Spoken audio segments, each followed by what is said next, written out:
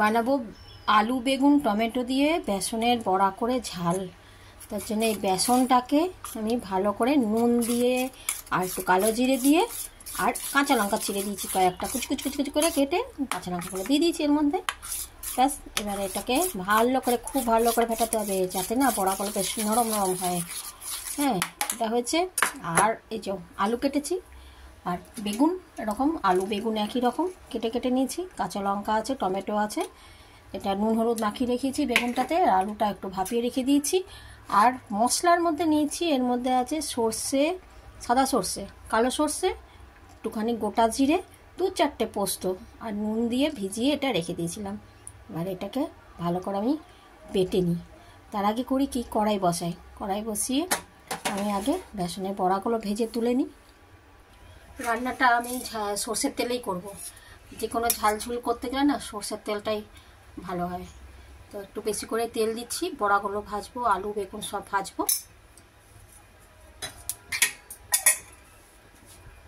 তেলটা গরম হয়ে গেছে, বড়াগুলো না ভেজে নিই, বুঝলে?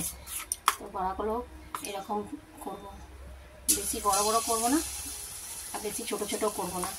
এটা ঝোলে একটু ফেলবো না, এমনি ফুলে যাবে, দেখতে ভালোও লাগবে। আর ছোট ছোট থাকলে কি একটু নুনটাও ঢুকছে, সেটাও ভালো লাগবে।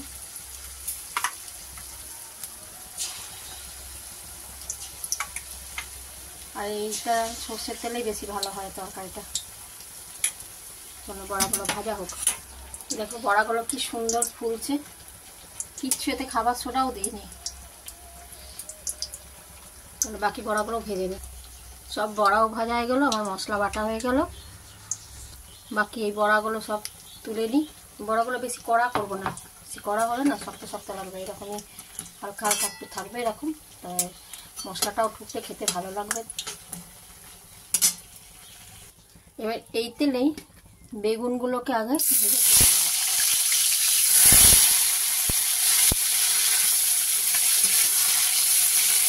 বেগুনটাকে নুন হলুদ মাখিয়ে রেখেছিলাম, বেগুনটাকে লাল লাল করে একটু ভেজে নিই। বেগুনগুলো আমার ভাজা হয়ে গেছে, বেগুনগুলোকে তুলে নিই। বেশি কড়া করবো না, বেগুনটা হালকা হালকাই থাকবে, খেতেও ভালো লাগবে, নরম থাকবে বেগুনটা।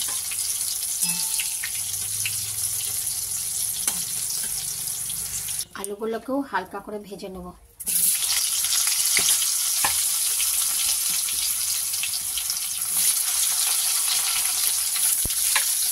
আলুটা একটুখানি নুন দিয়ে সিদ্ধ করেছিলাম, জলটা ফেলে দিয়ে আমি বেশিরভাগ আলু দিয়েই আমি নুন দিয়ে সিদ্ধ করেই রান্না করি। একটুখানি অল্প নুন দিই আর হলুদ দিই, এটা দিয়ে একটুখানি আলুটা লাল লাল করে ভেজে নিই।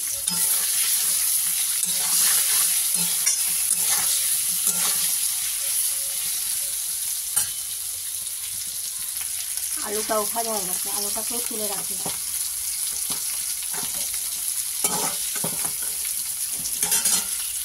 ওই তেলের মধ্যেই দেবো 5 ফোড়ন আর একটা শুকনো লঙ্কা ফাটিয়ে,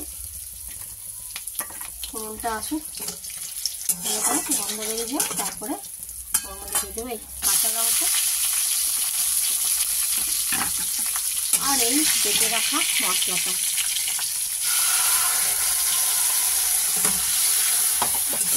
মশলাটা দিয়ে একটুখানি কষবো,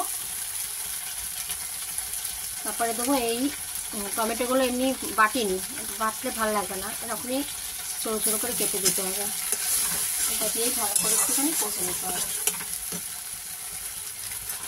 দিয়ে দেবো পরিমাণ মতন নুন, হলুদ, অল্প একটু রেড চিলি পাউডার আর একটুখানি মিষ্টি দেবো। তারপরে এটাকে কষবো, একটুখানি কষা হোক। মশলাটা কষা হয়ে গেছে, ওর মধ্যে এই মশলা ধোয়া বাটিটার জলটাই দিয়ে দিচ্ছি।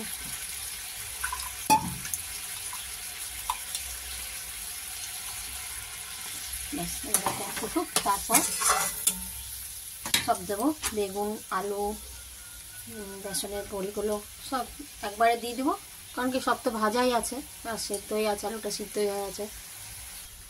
ঝোলটা দেখো কি সুন্দরভাবে ফুটছে, ঝোল ফুটে গেছে। আমি এবার এর মধ্যে আলু বেগুন আর বেসনের বড়াগুলো দিয়ে দিচ্ছি।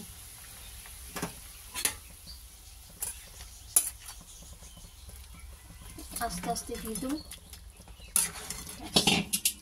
আর একটু ফুটে যাবে, ভালো করে লাগিয়ে দেবে। এবার এটাতে ধনেপাতা টনেপাতা দিতে হয় না, এটা এরকমই থাকবে, পুরো ঝোল টেনে নেবে। এখন এটা বেসনের বড়া আছে তো, বড়া জিনিসে তো একটু ঝোলটা টেনেই নেয়। তো একটুখানি ফুটে যাক, তারপর নামিয়ে দিচ্ছি।